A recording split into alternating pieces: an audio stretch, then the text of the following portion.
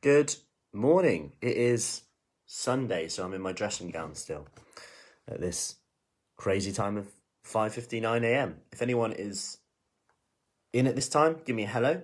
Even if you're watching on replay, give me a hello. This is probably one of the most eye-opening lives and topics that I'll do actually. I think sometimes this is overlooked, and I think it's a frustrating thing because when you feel like you're doing everything you can and you're not seeing the results, it can be quite soul destroying, almost like your good intentions are stolen. Now, this came up for a few reasons. I had some amazing messages yesterday, which are incredible actually, with some of the ladies who've done our 5-day kickstart last week, some of the ladies joining our 28-day kickstart, which starts from Monday. By the way, if you want to join that, do let me know, because you kind of need to be a yes or no by tomorrow. And I'll get you the details on that. And I received some amazing messages from thinking that they would never be able to find something that they feel inspired about. They got their energy back, they're exercising, getting up early, actually fitting it in rather than saying, I don't have time. Because they can, because it's not like this hour a day or anything like that. And it was really, really amazing to see. And this coupled with a few messages last week about two messages I got. One lady saying that her husband just couldn't believe that he was shocked that she never asked for help for moving stuff in the garden, which she would normally do.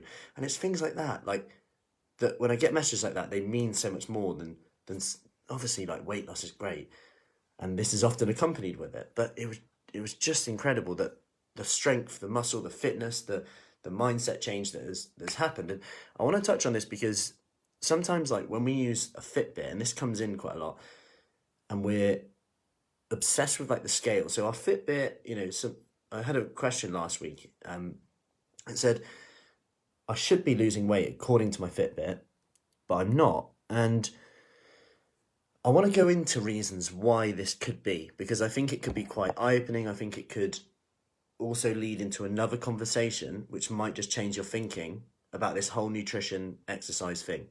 Okay, so number one, consider that with Fitbits, they are based on averages, okay? And they could be up to 45% out. So that's not that they're pointless, because if they're always 45% out, that's okay, but they are just based on averages.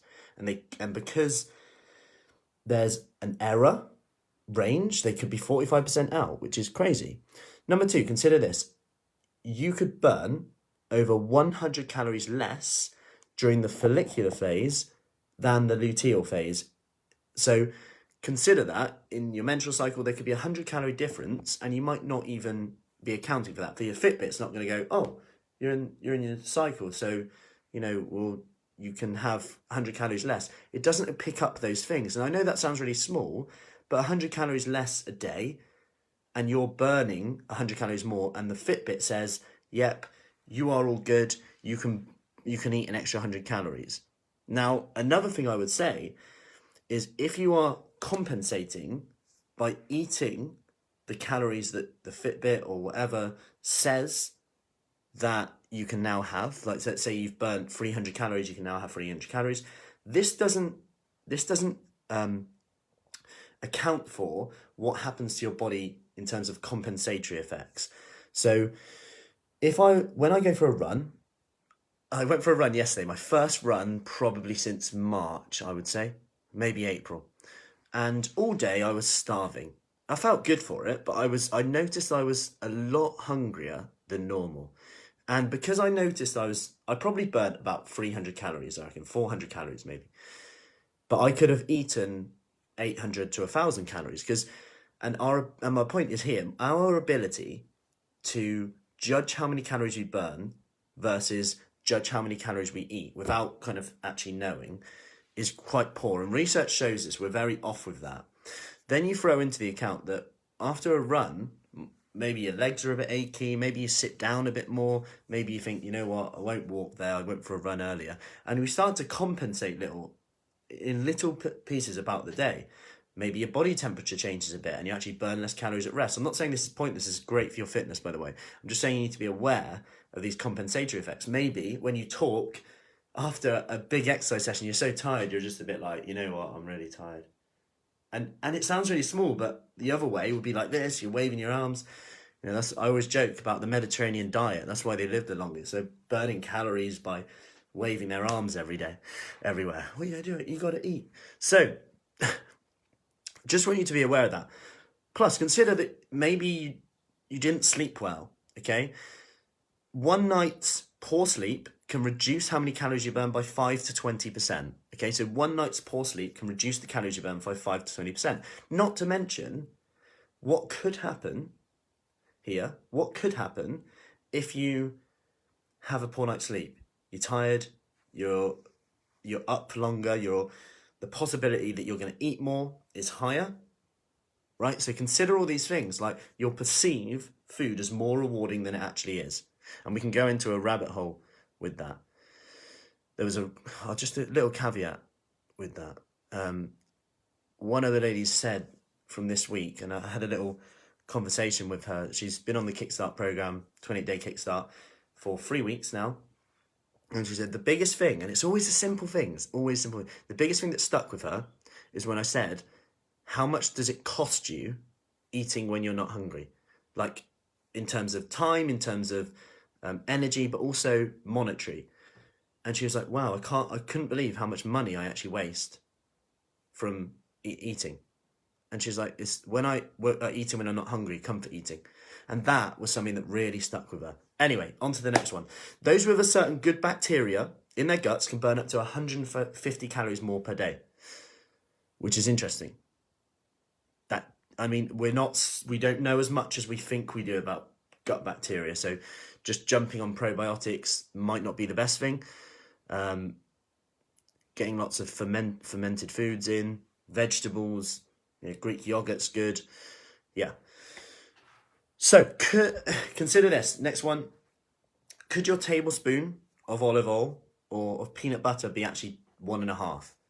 Sounds really simple, but my tablespoon of peanut butter is probably about a tablespoon and a half. And these add up, add up over the year massively. And I know it sounds really small, but if one tablespoon turned into 2, that could literally add up to £10 extra over a year.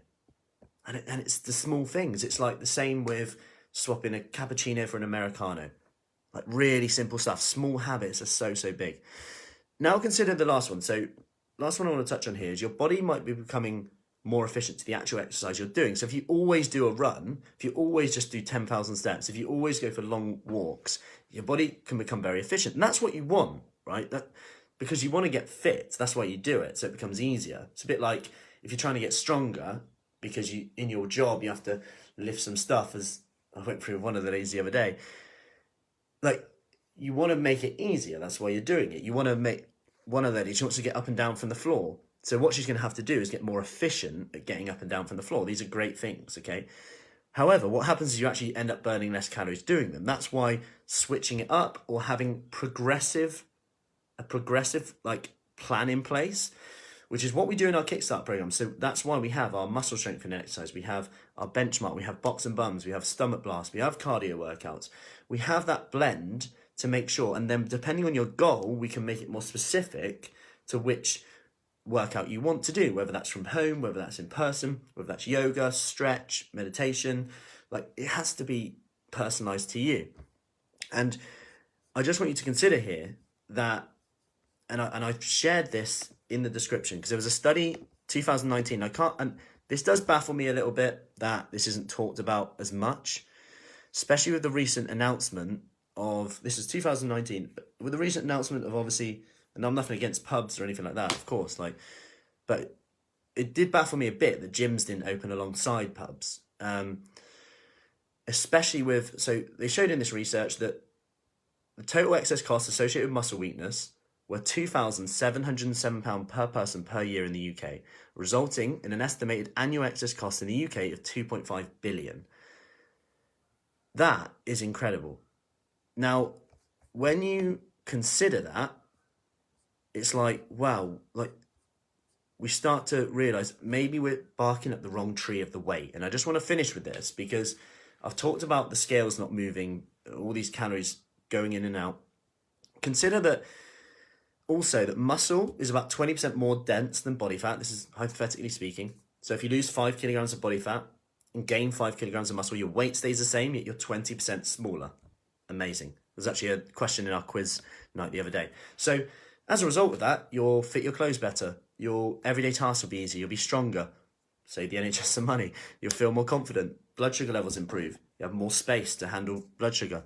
Your lung capacity improves because you're fitter. Quality of life. Independence prolonged. Potentially won't have to go in a care home. Sounds really... this genuine conversation I had with someone the other day. I did a talk at U3A, University of Third Age, and one of the ladies reached out and just said, like, wow, your presentation is really starting to make sense now. And that was must have been January, maybe I did it, maybe last year now. It's really starting to make sense now. When you first talked, I thought it was good, but now things just really, research, I'm starting to see more things, and wow, it's really hitting home, which is great. So I'm looking to do more in that area. Good news is that a 2011 study, so we know this for 10 years ago, wow. A study showed that adults aged 70 to 79 years preserved muscle and prevented fat gain with age, suggesting that muscle loss and fat gain may be the effect of chronic disuse rather than muscle aging. So muscle loss and fat gain may be the effect of chronic disuse rather than muscle aging. So that is really, really exciting in my eyes. And I know it sounds really like, oh, so that means I need to just do more. But the exciting thing is we seem to have some control here. And I'm really excited that actually from our live workouts, from our home workout program now, some of the ladies have been able to level up their exercise from twice a week to 5 times a week because it's so quick and convenient. Some of the other ladies have just started back on our outside sessions, which have really reignited their motivation, seeing people, seeing friends, that community again.